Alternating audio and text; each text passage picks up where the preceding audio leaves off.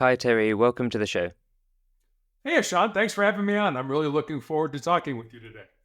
For anybody who doesn't know, could you tell us a little bit about yourself and who you are? Sure. So, I grew up on the south side of Chicago, one of the larger cities here in the United States. I'm the oldest of three boys. You can't tell this from my voice or from looking at me, but I'm 6'8" tall and actually went to college at a military school here in the United States on a basketball scholarship. After college, I moved home to find a job. I'm really going to date myself, but this was long before the internet was available to help people find employment. Fortunately, I found that first job in the corporate headquarters of Wendy's International, the hamburger chain, the fast food chain. That was the good news. The bad news was I lived with my parents for the next 3.5 years as I helped my mom care for my father and my grandmother, who were both dying of different forms of cancer. After Wendy's, I changed and actually went to work for the hospital that cared for my father and my grandmother. Then in my late 30s, I made a major pivot in my life and became a police officer. Part of what I did during my law enforcement career was I was a SWAT hostage negotiator. After that, I started a school security consulting business, coached girls' high school basketball when our family lived in Texas. But for the last 12 years now, I have been battling a rare form of cancer, a rare form of melanoma. Then I guess just finally, my wife and I have been married for 30 years, and we have one child, a daughter, who's in the military here in the United States. So you've had quite a diverse range of things happen to you in your life. So obviously you were doing a lot of sports when you were younger, then you worked in a hospital, and then you're part of law enforcement. So how have these experiences shaped your understanding of what success means to you? Yeah, success. I love that word. And the best definition I ever heard of the word success came from probably one of the most successful college basketball coaches of all times here in the United States. Certainly the premier college coach when I was growing up, a man by the name of John Wooden. And he defined success this way. He said, success is peace of mind, which is a direct result of self satisfaction in knowing that you did the best to become the best that you're capable of becoming. You know, we all have unique gifts and talents. And to say that we should all have A's in math or A's in our foreign language or whatever it ends up being is not necessarily a definition of success. If you did everything you could to learn the material, but only managed to get a C in your class, were you successful? I would say yes. But if you really didn't try very hard and you just kind of muddled through, but still got an A, would you consider that successful? I'm not sure that I would. So I think it really doesn't have as much to do with what you obtain in life. And I found this that we seem to think, there are things out there that when I attain those things, that I will be successful, I will be happy, I will be fulfilled. And what I find is it's really not the destination. And we probably all heard this before.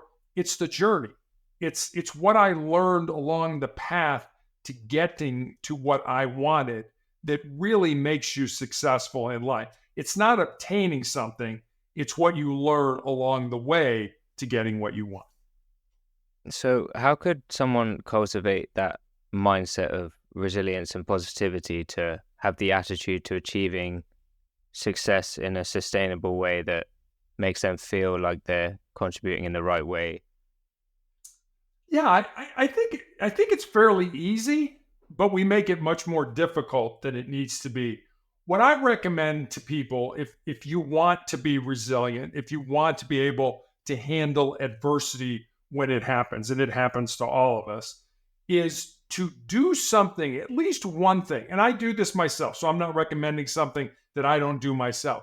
Do one thing every day that scares you, that makes you nervous, that makes you uncomfortable, that is potentially embarrassing. It doesn't have to be a big thing.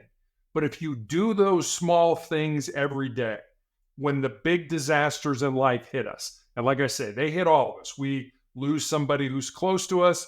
We unexpectedly get let go from our job. We find out we have a chronic or a terminal illness. you will be so much more resilient to handle those things than the people who never test themselves, who never challenge themselves, who never push themselves in life. So do those things every day. Get up every morning, make your bed. I hate going to the dentist, but I called the other day and made an appointment to go have my 6-month cleaning and things like that. Like, well, that's not a big deal. No, it's not a big deal. Like I say, these things don't have to be major in your life, but if you do those difficult, if you do those uncomfortable things every single day, you will be, I promise you will be much more resilient to handle the big things when they happen in your life. A guy that I follow on Instagram recently, and he's done this 30-day challenge where he tries to get some sort of rejection for 30 days in a row. And I signed up to his newsletter, and he basically sends out these emails once a week saying, these are 2 things that you need to do, and you're obviously going to get rejected from them. Do them. And then we'll just email back saying what happened to you. And at first, I read the first email and I was like, I subscribed because I was like, oh yeah, that'd be such a good thing to do. And then when you see the email and the things you do, you're like, God, I really don't want to do that. So one of them was to go to the store and then go to the till and say to the person serving you, could I just get a discount just for being a good guy? Which to say to someone's face is, you're taking the absolute mick. And I kind of took the easy route. So I was picking up a parcel, and whilst I was picking up the parcel, I was just at the post office, and there was like these chocolate bars under the counter, and I only had £1 in my pocket, and they were all priced about £1.50, and I was like, I just picked one up and said, I only have £1. Could I get a discount for being a good guy? And obviously in my head, I thought he's going to be like, oh, shut up, mate. Like, why are you taking the piss? But actually, he just laughed, and he was like, if we gave everybody a discount, we would be out of business. And then I was asked, all right then, and he was like, oh no, it's fine actually. And then he ended up giving me a chocolate bar anyway, which is quite nice. But it was like one of those things, it's like I built it up so much in my head and he just found it funny. So I think you forget how much people forget. He'll forget that tomorrow, but I built it up for so long in my head. There's a lot of people who have, you feel like you're the center of the world. So you do something embarrassing in front of people, for example. And there's a thing like you'd ask someone who was there like a week later and you'd be like, oh, do you remember when I did that? Oh my God, that was so embarrassing. I can't believe that happened. You've been like mulling over it for the last week, and they'll be like, really? That happened? And then you realize that actually not that many people remember that. So you might as well just do the thing, even if you do look a little bit silly doing it. Yeah, you're right. And really what you're talking about is sort of perception and perspective. Perception is how we see the world, and it's based on our upbringing, our education, our faith, our values, our character, and all that kind of stuff. It's our way of looking at the world. It's great for us, but that's really kind of where it ends. It really has no application outside of that, where you really kind of understand life or understand the world is when you look at life from someone else's perspective and look at that situation and say, well, how is he or she handling this based on their upbringing, based on their education, based on their values, based on their character? It's basically getting outside yourself and walking in someone else's shoes. And that's very hard for us because we're in a lot of ways, we're very narcissistic. We like ourselves. We like what we're about. We think that the world revolves around us. But it's amazing how far you can go in life if you can see the world from somebody else's perspective. What are they thinking? What are they doing? How will they feel about this? And put yourself in their shoes. Because if you can do that, then you can sort of figure out how they would react to a business proposal, or hey, I want to ask this person out on a date, or I just want to be friends with this individual. I'm not saying you need to be phony in any way, but to be able to put yourself in another human being's shoes really is a very unique thing to be able to do. And all you do is figure out what they're thinking, what they're doing based on their background, and see where that takes you. So, as someone who changed their careers a fair bit, how did you deal with external expectations of other people, like familial pressure or societal standards, to break free and do what you actually wanted to do in your life? Yeah, that's a great question. And if you look at my resume, it kind of looks like a Super Bowl went off in the room. It's just all over the place. But there's a backstory that I think makes it a little bit more understandable. So my father's father, my grandfather, was a Chicago police officer from 1924 to 1954. And in 1933, he was actually shot in the line of duty with his own gun. It was not a serious injury. He was shot in the ankle. But my dad, who was an infant at the time, always remembered the stories that my grandmother told of that knock on the door of Mrs. Tucker, grab your son, come with us, your husband's been shot. So when I expressed an interest in going into law enforcement, sort of following in my grandfather's footsteps, my father was absolutely not. You're going to college, you're going to major in business, you're going to get out, you're going to get a great job, get married, have 2.4 kids, and live happily ever after. But that's the life my father wanted me to live. That's not the life I felt I was supposed to live. And so when I graduated from college, as I mentioned, my father and my grandmother were both dying of cancer. So I had really probably one of the biggest adult life choices to make. I could have said, sorry, Dad, I'm going to go blaze my own trail, do my own thing, even though I know you're dying. Or out of love and respect for you, I will do what you want me to do. So understanding that backstory, my first two jobs were in business because that's what my father wanted me to do. And in all honesty, I was a 37-year-old rookie police officer. So I made that pivot. I made that change to do what I felt I was supposed to do relatively late in life. 37 years old is pretty old to be getting into law enforcement. But that's one of the things that I am most proud of in my life is that I never let my dream, I never let my purpose die. I was making good money as a hospital administrator. I could have said, hey, you know what? I'm comfortable here, but I just felt in my heart, felt in my soul that this wasn't what I was supposed to do.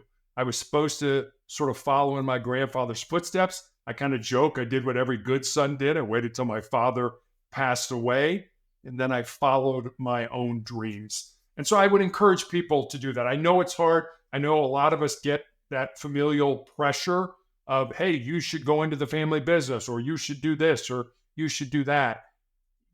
You have unique gifts and talents. You have a purpose that you were put on this planet to do. And if you can figure that out and live it, I think you'll be a whole lot more fulfilled, a whole lot more happy, a whole lot more ready to enjoy life than if you try to put your square peg in a round hole. It's not going to fit. You're not going to be happy. You're going to lash out at people. You're going to be miserable. And find your purpose in life and live it, even though you're going to get pressure from other people. Do you think finding that purpose is a particularly easy thing to do, or is that more of a thing that could end up taking a long time? Because obviously a lot of people talk about finding your purpose, but what is the process of actually finding out what that's going to be, especially if you're in an environment that's not necessarily conducive to certain types of purpose? Yeah, I think we talk about that word purpose sort of in the singular, like there's one thing that we are supposed to do with our lives. And at least for me, I found that that word is plural, that its purpose is that when I was younger, I felt my purpose was to be an athlete. I ate, drank, and slept basketball. I loved it. It's what I felt I was supposed to do at that time. And when my basketball career came to an end, then my purpose switched to ultimately going into law enforcement, following in my grandfather's footsteps. And now, as I'm battling cancer and more than likely coming towards the end of my life, I feel my purpose has switched again to put as much goodness, positivity, motivation, love back into the world as I possibly can with whatever time I have left. So I think there can be purposes in our life. There has for me, and I know other people that feel the same way. The other thing I'll say about this is we tend to want to have our purpose or purposes in life align with our job or our occupation. And if it does, that's great, but it doesn't have to. I mean, your job could be over here, it's what you do to pay the bills, but your purpose could be over here, and it's to be a podcast host or to be an activist or to be a painter or whatever it is in your heart that you're supposed to do. And especially when I talk to young people, I always tell them, if there's something in your heart, something in your soul that you believe you're supposed to do, but it scares you, go ahead and do it.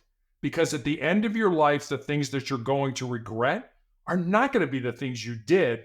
They're going to be those things you didn't do. And by then it's going to be too late to go back and do them. And I'll end with this. I wish I could remember who told me this, but they said, look at your life in terms of decades. So in other words, in your 20s, do everything, get into everything, make mistakes, mess things up, learn from those mistakes. But in your 20s, do everything. And then in your 30s, maybe dig into 2 or 3 things that you really enjoy, that you really feel make you purposeful in life. And then in your 40s, find that one thing out of those 2 or 3 things where you're really enjoying it, where you're really having fun, where it's part of you, it's in your heart, it's in your soul. And then in your 50s and 60s, you can harvest from those kind of things. And I like looking at life that way in decades. I think it gives us more time to make mistakes, to make errors, figure those out, and then learn from them and then keep going, as opposed to, well, this year I've got to get this done. Or, I'm 35 years old and I'm not where I want to be in my career, and I don't have the family that I want, and I don't have the money that I want. What's wrong with me? Nothing's wrong with you. Look at your life more in the big picture, in decades, and try to get away from looking at your life year to year or quarter to quarter. And I think you'll be a whole lot happier. Yeah, I guess there's a balance to strike there of being someone who is realistic and is saying, okay, I don't want to compare myself. I guess, especially in an age with social media and stuff, it's very easy to get bogged down in comparing yourself to other people because people display their entire lives on their social media fields, but also not wanting to go too far the other way of being deluded in a sense where you're like, I've got all this time, I'll be fine.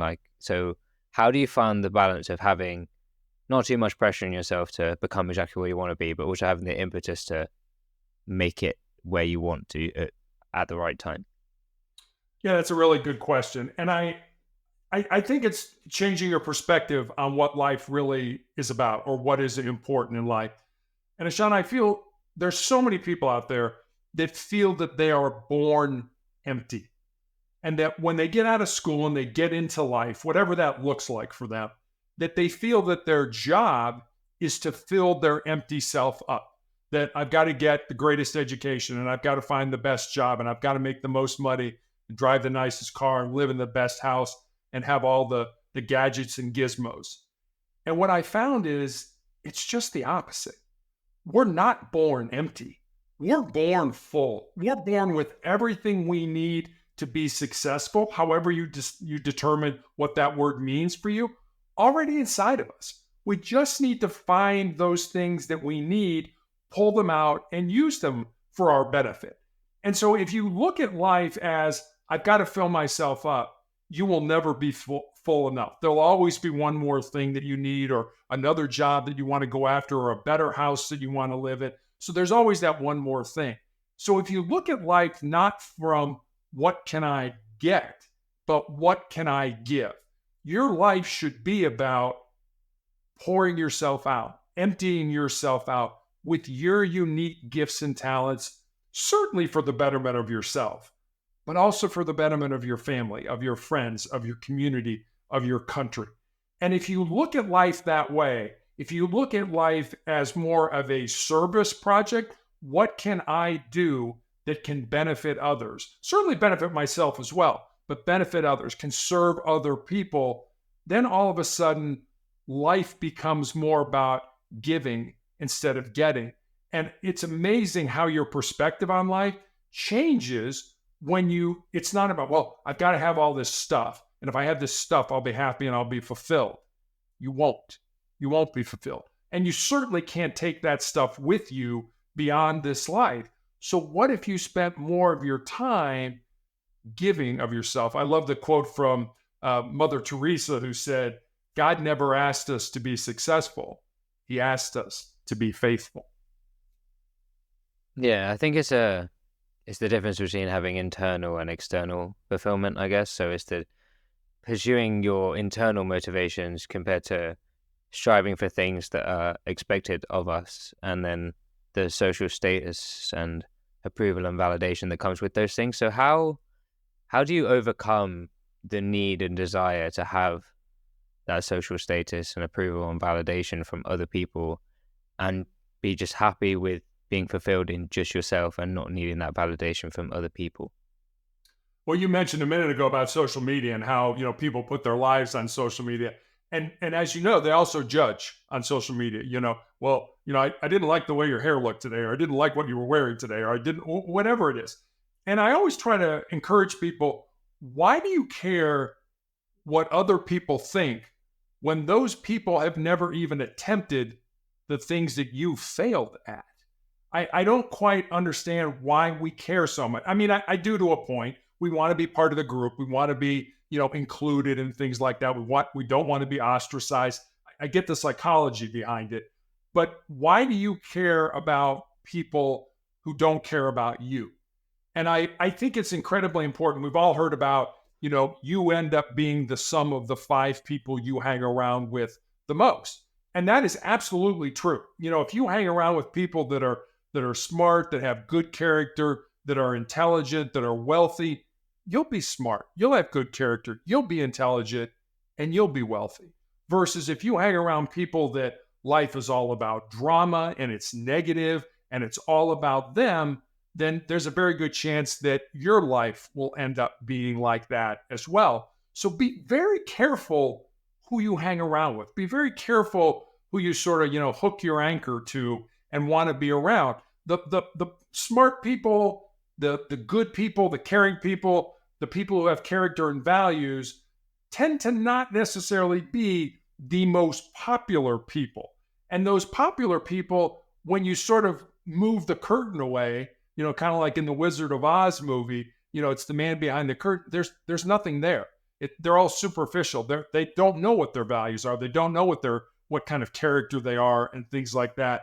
I'll give you a kind of an interesting story.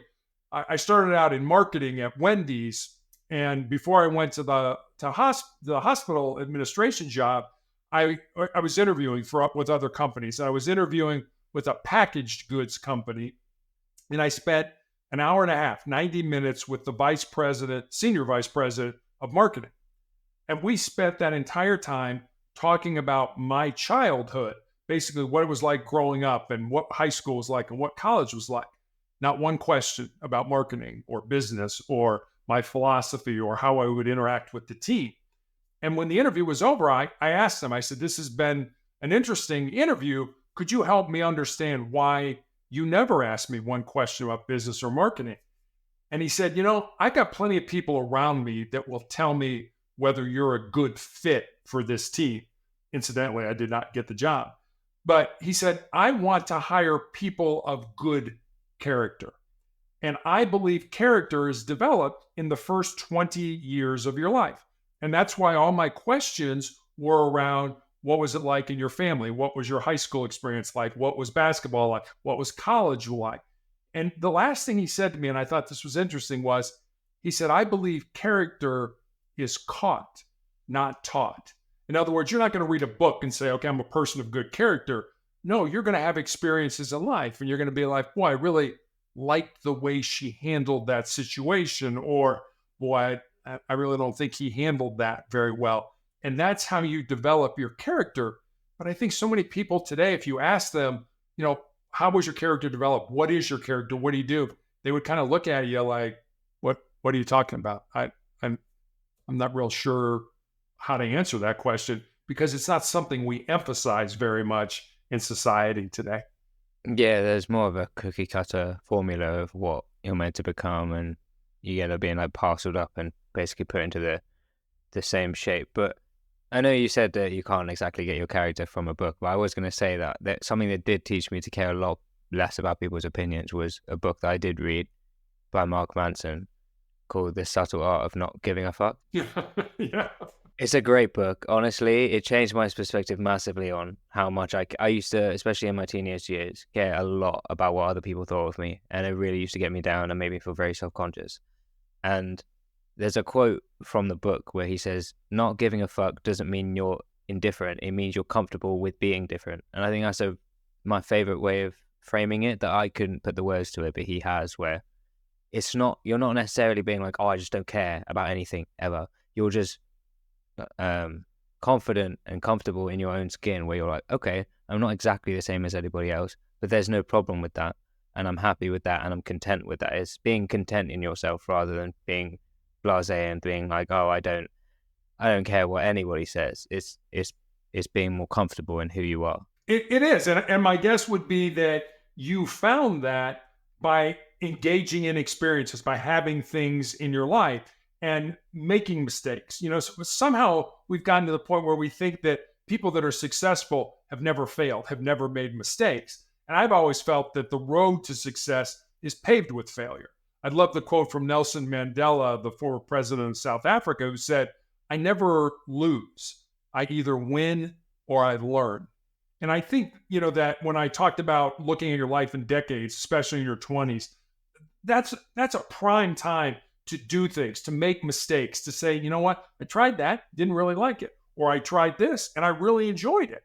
And you learn from that. And by making mistakes, by understanding that most mistakes are not fatal, that you develop that confidence to say, okay, I can try something new. If it doesn't work out, I've tried other things in the past and I failed, and I'm still here and I'm still moving forward and I'm still handling adversity in my life. So I can do that. But that means putting yourself out there. That means getting outside those comfort zones that we all like. Our brains love it. It's a comfort zone. I like being in this thing because our brains like the status quo, the way things are right now. But to grow, to improve, to get better, you have to step outside that comfort zone and be comfortable. I used to always tell, when I coached high school basketball, I would tell my players, you need to become comfortable with being uncomfortable. And if you can do that in your life, you have a lot more, I think, resonance. You have a lot more character. You have a lot more things that you're willing to try because failure isn't fatal. In your book, Sustainable Excellence, you define the 10 principles to distill your life into. And how did you identify these principles specifically? Were there specific moments in your life that you picked out that were thought significant, or was it more a culmination of everything you've been through? A little bit of both, to be honest with you. Sustainable excellence was really born out of two conversations that I had. One was with a former player that I had coached in high school. As I mentioned, I coached girls' high school basketball while we lived in Texas. And she and her fiance had moved to the area in Colorado where my wife and I live. And one night, the four of us had dinner. And I remember saying to her after dinner that I was excited that she was living close and I could watch her find and live her purpose. And Ashan, she got real quiet for a while.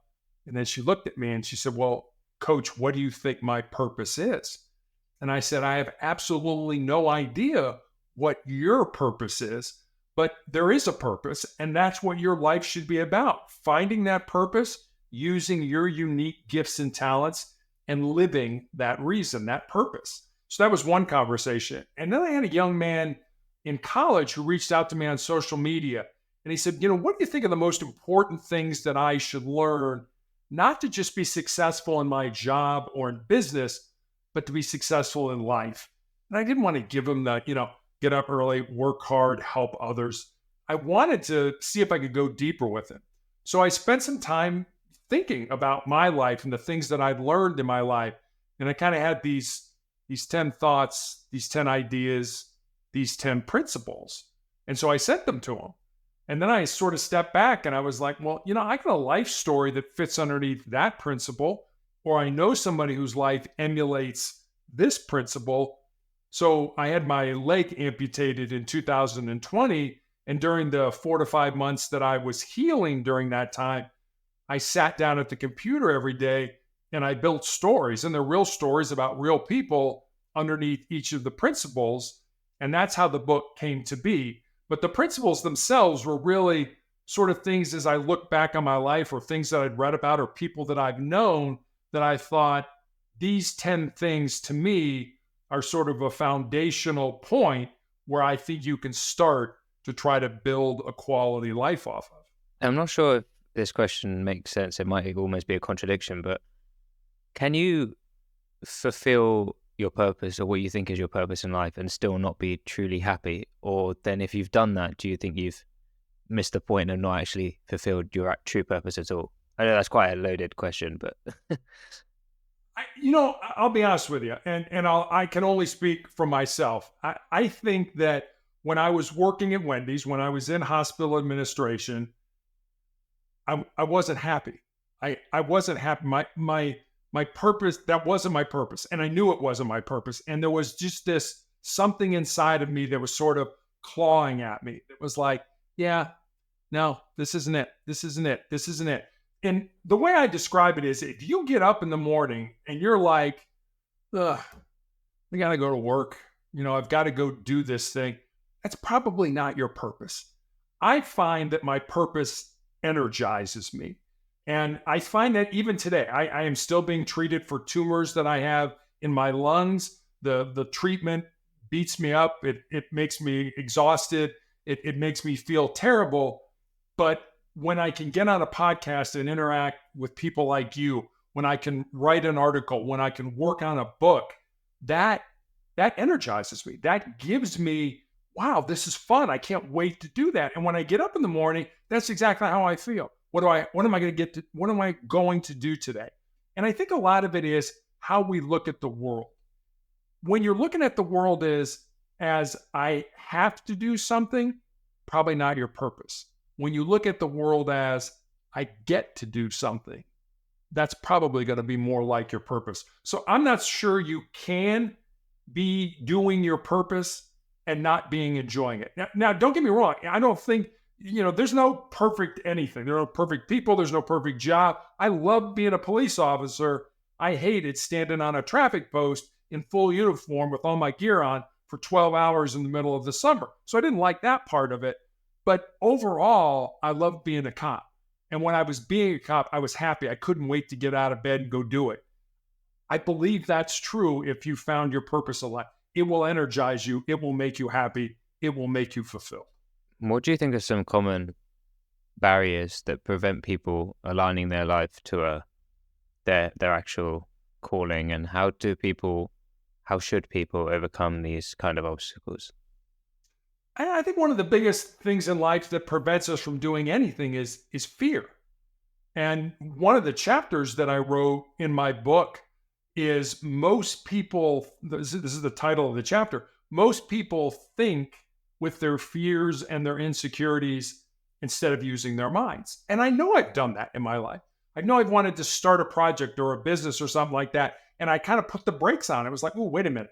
Maybe I don't have enough information. Maybe I'm not smart enough. What will people think about me if I fail? That's thinking with my fears and my insecurities. That's not thinking with my mind, because I should start that business or I should start that project because I can learn something from it. Even if it's not successful, even if it doesn't work out, I can learn something from it. So I really think it's important. It's important for you to get outside that comfort zone, to do those things that make you uncomfortable, regardless of what people think or say about you. There's always going to be the naysayers in your life. And I love them because I think we should listen to them. I think we should listen to them. Hey, you shouldn't do that, or you should, because there are people, like I said, go back to the 5 people you should hang around with. Those are people that care about you, that love you, that are willing to sacrifice the relationship with you to tell you the truth, to say, Terry, you shouldn't do that. But you got to know going into it that those people have your best interest in mind. And if they do, then I think you need to pay attention to what they're saying. Maybe you don't agree with them. Maybe you still move forward in it. But we need people around us who are willing to tell us the truth. And I'm not so sure we really have those people in our lives. If we're important, if we're famous, if we're successful, people want to hang around with us just for that. They don't really have our best interest in mind. It's more self-fulfilling for them to be part of our lives. Yeah. This might be a bit like you've probably been asked this before, and it's a bit overdone and cliched. But as someone who's been diagnosed with cancer, did that give you a different perspective on your life, or have you always been a kind of person who knew that what they were doing was what they truly wanted to do, and or did that diagnosis more give you the impetus to go, life is so fragile, I need to do what I actually want to do? Yeah, I mean, the way I look at it is I spent most of my life being a physical individual. I played college basketball, I was in law enforcement, I was on a SWAT team. So I did a lot of physical things. And then I got cancer. And today I'm in a wheelchair and I don't have a left leg and I still have tumors in my lungs. And I think when you can't do what you're good at, you do what's important in life. And cancer certainly has solidified for me what is important in life. I one of the nurses who still cares for me when I get my medication, when I get my infusions, is a former hospice nurse. And for those of your audience who don't know what hospice is, it's people who take care of others at the end of their life, end of life care. And she recommended a book to me. And that book was called Imagine Heaven. And in that book, it's a book about people who have near death experiences. And there's all kinds of great information in it. But one of the most important things that I took away from that is that no matter who the person saw during their near death experience, whether it was, Allah or Jesus or a saint or an angel or a friend or a relative, the one question that almost everyone got asked was this: how do you treat my people? And if you think back in the Bible on what Jesus was asked, what's the most important commandment? Love your God above all others. And the second is just like it: love your neighbor as yourself. That question of basically, how do we treat each other? How do we care for each other? I mean, nobody was asked, did you cheat on your spouse, or did you embezzle money for your company, or did you steal from your neighbor? Nobody got asked those questions. Not that you should do those things, but it was, how do you treat my people? How do we treat each other? And Sean, 100 years from now, nobody's going to remember I was here. But what I want to do with whatever time I have left is connect with other people, is have those relationships. And I really think that's what life's about. It's about taking care of each other, about making each other better, stronger, smarter, richer, whatever you want to say in your life. That's what's really important in life. And that's one thing that cancer has taught me. One of the biggest things cancer has taught me along this 12-year journey. So just to wrap things up, what was one reflection or anecdote from your life that you think would be important for a young person to hear? That's a great question. I'm trying to decide which story I want to tell you that'll illustrate that. Let me tell you this story. So one of my nurses, a different nurse than the former hospice nurse, asked me what it was like to have my foot amputated, to have my leg amputated. And I told her it certainly hasn't been easy. As I mentioned, I'm 6'8" tall. So learning to walk again, falling is not an option. You get hurt from this height when you're learning to walk again. But what I told her was, cancer can take all my physical faculties, but cancer can't touch my mind, it can't touch my heart, and it can't touch my soul. And we spend a lot of time in our lives working on this body. We go to the gym, we eat right, we get enough rest, we reduce stress. And I'm certainly not telling you not to do those things. You absolutely should do those things.